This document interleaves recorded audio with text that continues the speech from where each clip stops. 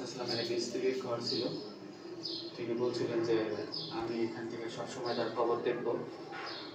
জাইনাব জাইনাব নামে এক স্ত্রী ছিল।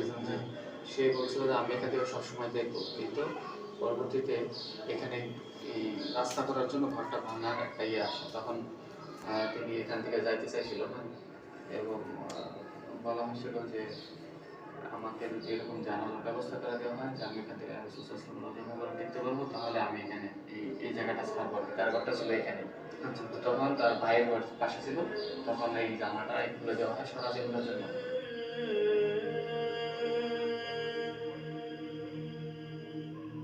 এটা হলো মসজিদের শেষ গেট, 41 নম্বর গেট। 1 নম্বরে ঢুকলাম, 41 নম্বরে বের হলাম, মানে বাকিয়া বলা হয়। ডোর নাম্বার 41 লেখা আছে দেখুন। এখন 41 নম্বর গেট।